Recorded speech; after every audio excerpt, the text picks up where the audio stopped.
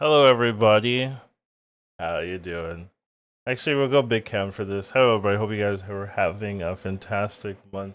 We do have a new spotlight tier list to go through. This one's gonna be a little bit informal, I guess, because I can't get my PowerPoint because I reset my computer.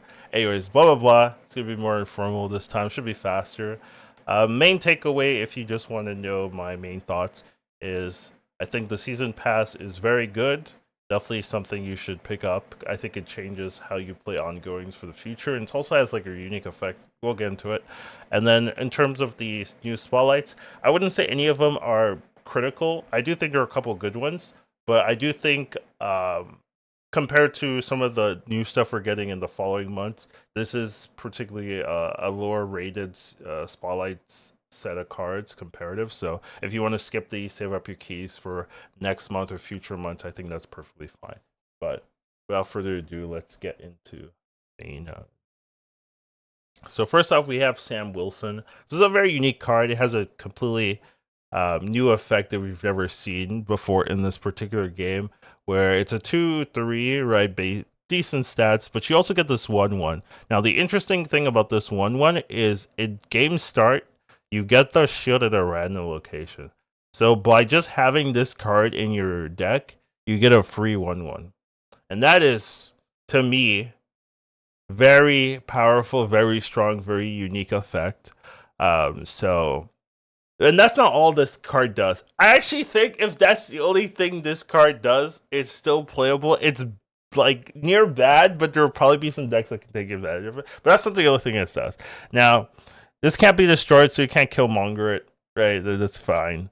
And then it gives your caps 2 power when it moves to caps location. Now, caps location is not just this particular unit. There's also Captain America. So there's two heroes in the game that can take advantage of this. Every time the shield moves, you'll gain 2 power.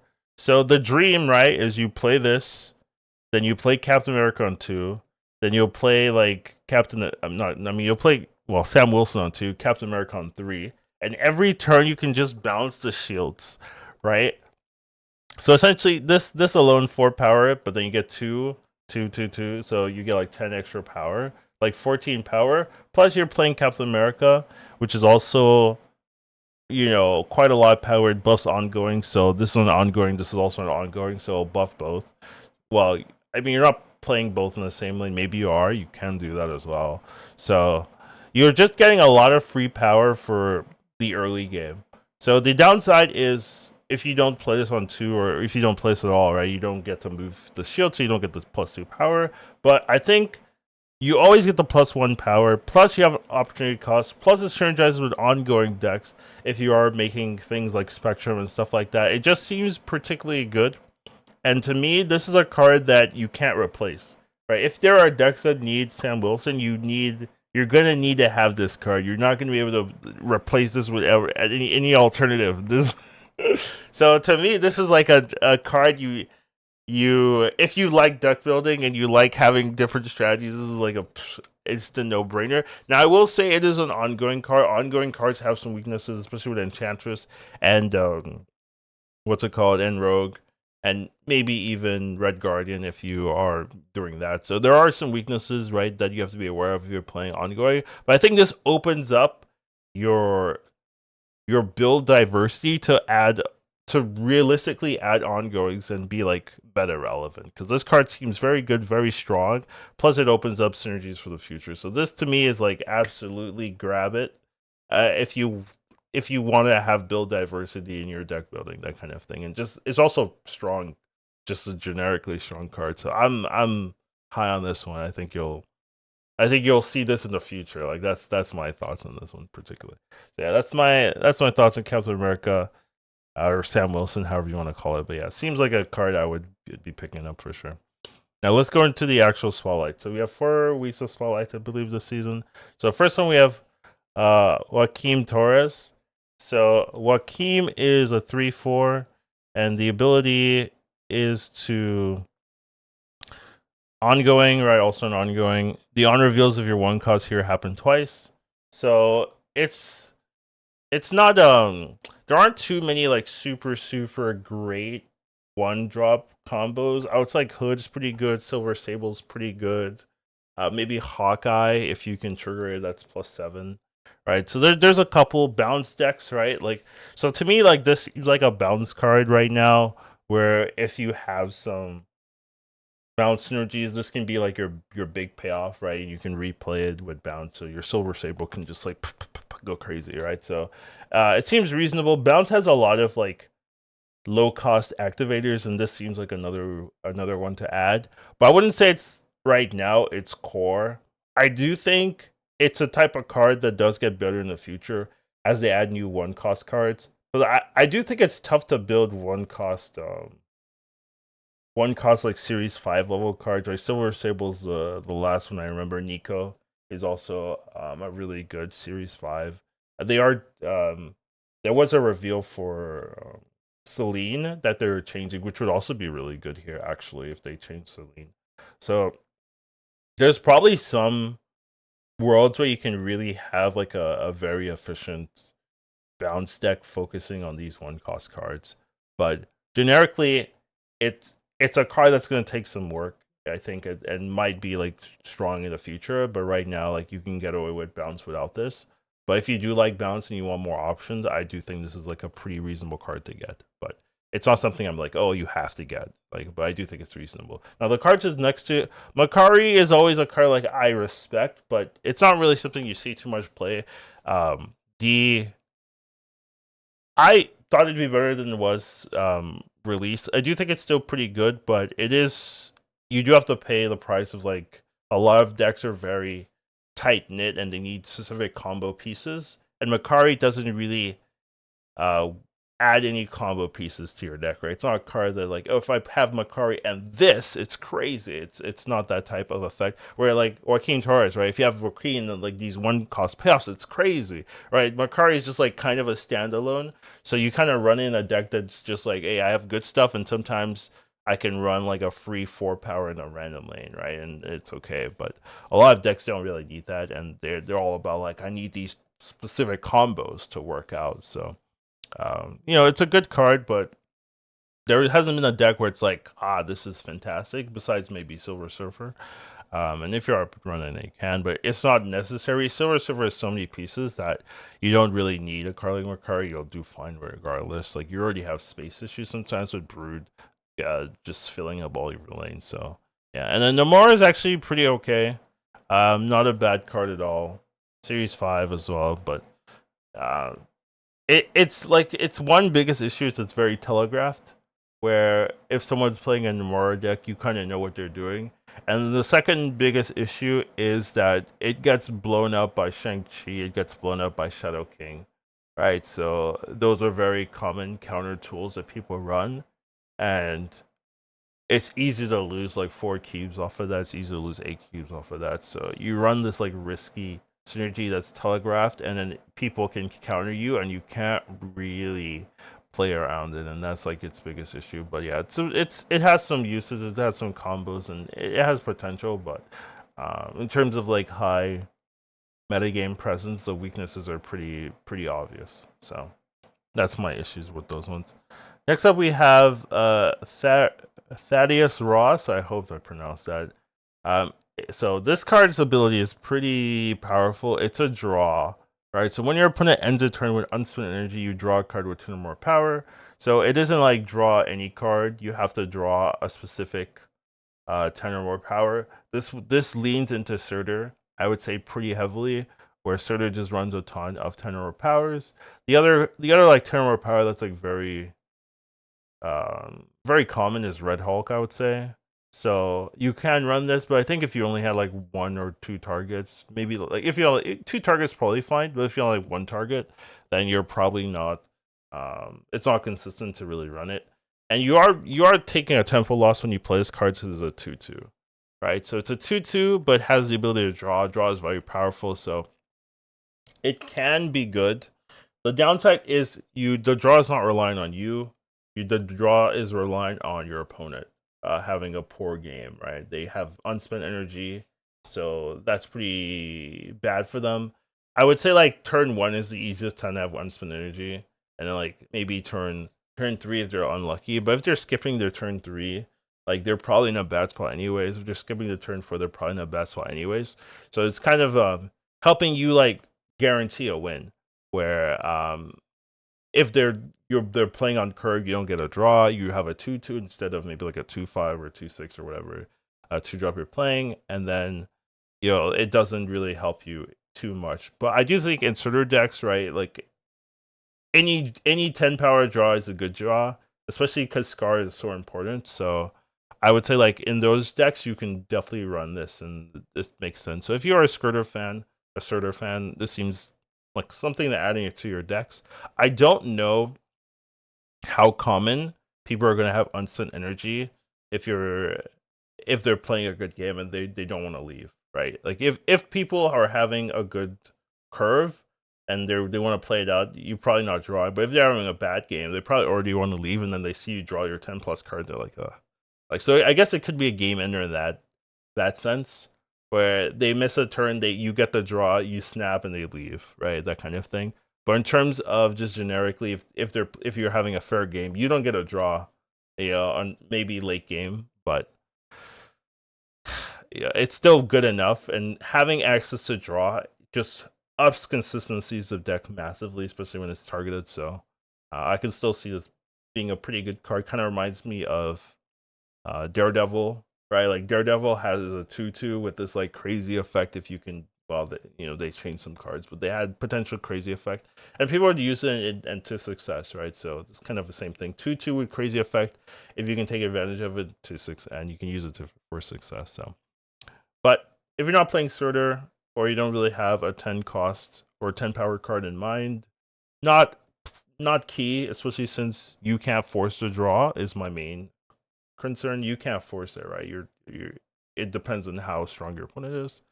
But it is something that maybe down the line in the future, as they add more 10 power cards, you're like, ooh, this is really good to have. This is a really good payoff. This is, especially like old Red Hulk, right? Like if old Red Hulk was in the game, right, you would play this because the payoff is crazy, right? That kind of thing. So stuff like that is pretty important. But yeah, overall, not super core that you need it, but if you are playing Surtur, it probably makes your deck a little bit more consistent and a little bit more punchy. Nebula, 1/1. It's a 1-drop. It used to be in my opinion, used to be the best 1-drop way back when, but nowadays there's a lot of competition, so I wouldn't say it's super.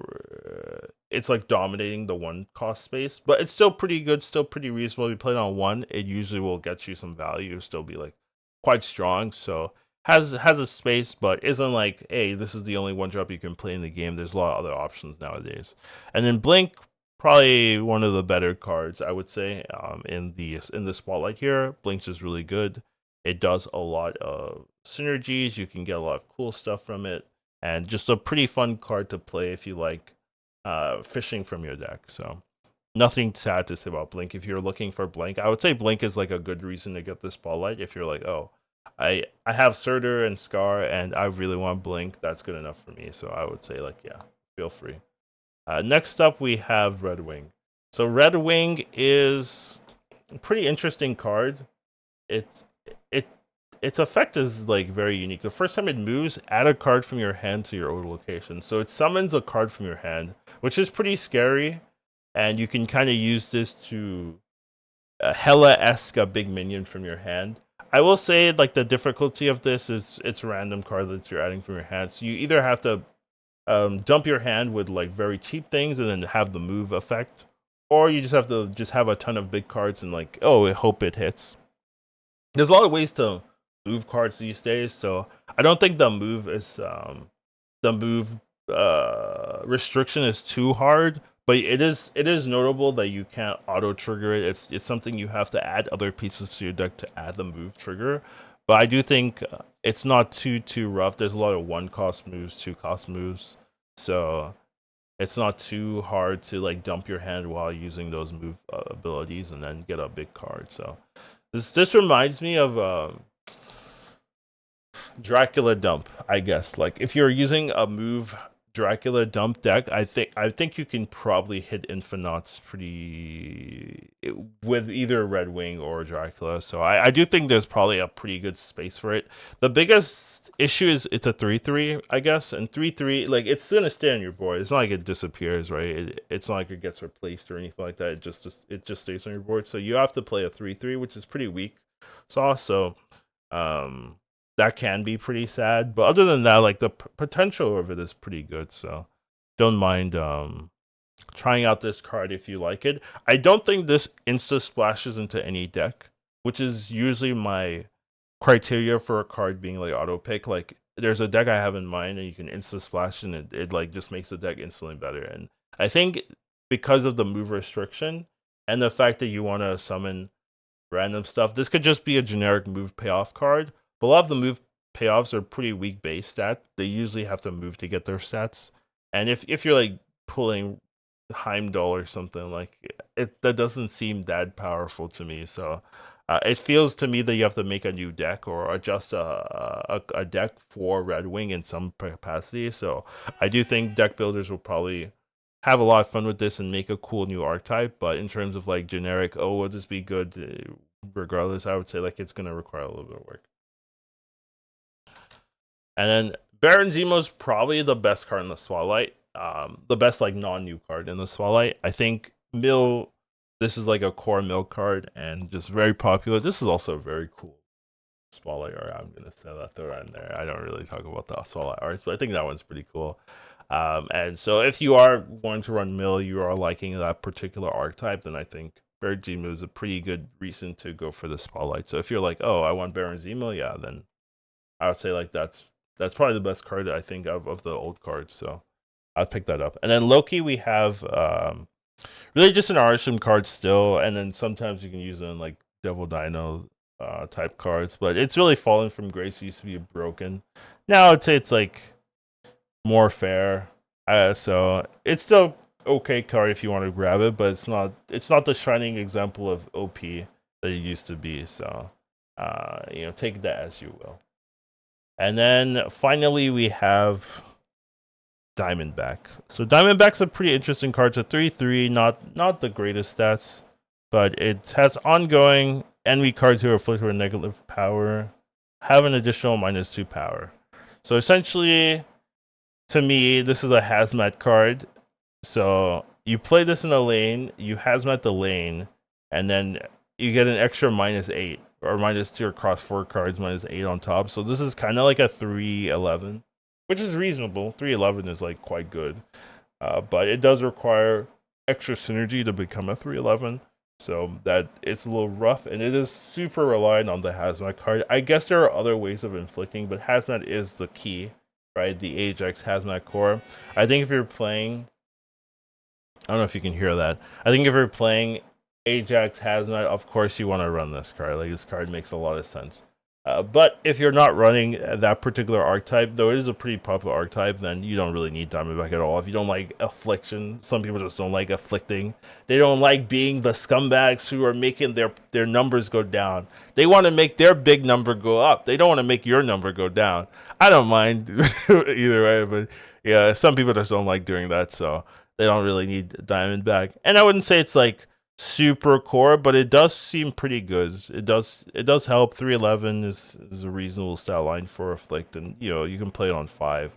Diamondback, and it's an ongoing, so you don't have to have this on the board when you afflict, so you can play it later on after you've afflicted and still get the power. So seems like a reasonable card. Nothing super crazy, but if you are liking a Ajax decks, hazmat decks, then yeah, it makes a lot of sense. Nimrod is it's a card that almost always feels like it could be good. People play with Galactus and whatnot, but I've never been like, wow, Nimrod, I lost to it. It used to be like very powerful when back in the day, but nowadays like 512, 524, like with the effort required is not that powerful in my opinion. So it's a reasonable card and probably will get better as they add more like I don't know, destroy effects that you can activate before or something like that. So there's potential for Nimrod, but I wouldn't say like right now it's the best card to pick up. Same thing with Phoenix Force. I've never been a Phoenix Force fan. You could even say I'm a Phoenix Force hater, and I will continue that trend with my discussion of this card. I don't really think it's that great. Just the revive mechanic and the problem is like the best target is multiple man, and multiple man just isn't him. He's not human torch or anything like that. He doesn't double in power. So I mean, I guess technically he does, but it's not the same. So I've just never been a big Phoenix Force fan here, and I'm not gonna pretend that I am. So I don't really love this particular spotlight here. If you are playing Ajax, then Diamondback is fine. If you're not, then yeah. So yeah, I would say out of these, the best one.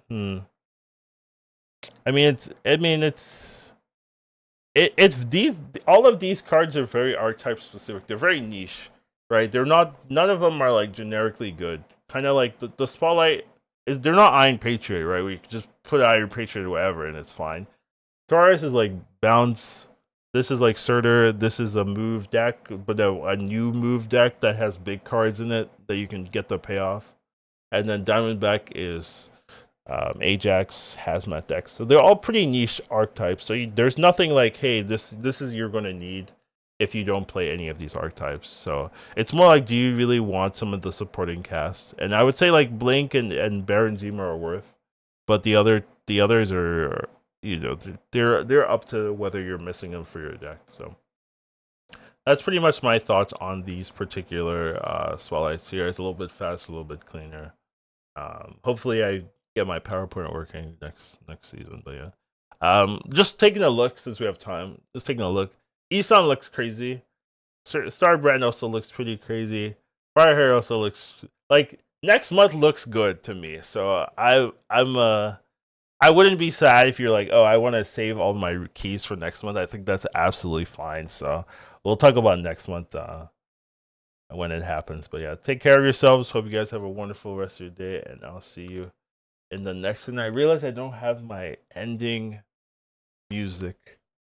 I reset my computer, and I don't have a lot of the old stuff. But yeah, I guess we're gonna have a normal outro. Take care, everyone. Have a wonderful day, and I'll see you in the next one. Goodbye.